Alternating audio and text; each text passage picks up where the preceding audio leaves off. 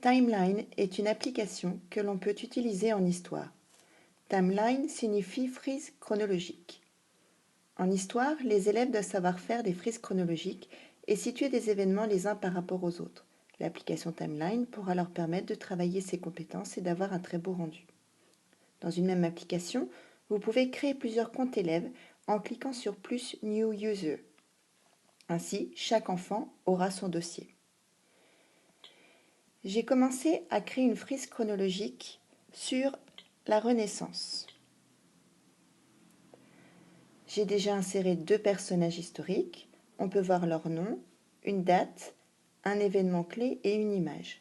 Si je veux plus d'informations, je double-clique sur le rectangle et apparaît une description plus complète en plus des informations précédentes.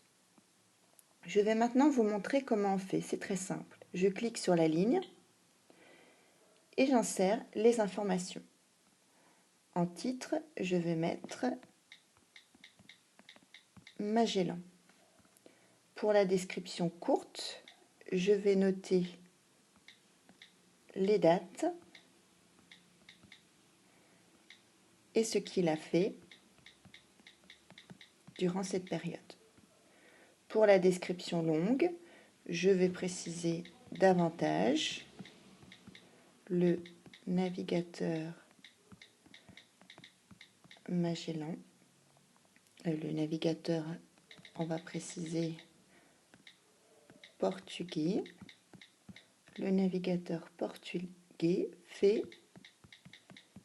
le premier tour de la Terre. Ensuite, je vais insérer le portrait de Magellan.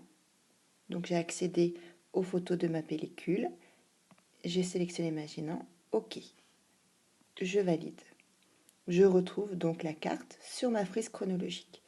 Je vais la situer au bon endroit. Là, c'était 1492. Donc là, on est un petit peu plus loin dans le temps. Je peux le mettre en haut ou en bas, comme je souhaite. Comme vous venez de voir, ce n'est vraiment pas compliqué. Un élève de cycle 3 comprendra la marche à suivre quasi immédiatement, même si l'application est en anglais. Une fois la frise chronologique terminée, je clique sur Finish. Apparaît ma frise avec mon prénom. Le document se compose en fait de 2 pages. Une page pour la frise et une autre page où sont inscrites toutes les informations que j'ai tapées. Vous pouvez voir ici. L'élève peut envoyer ce travail à l'enseignante pour validation et impression ou encore l'envoyer dans sa boîte mail personnelle pour l'apprendre à la maison. Il suffit de cliquer sur Send Final et d'insérer l'adresse mail.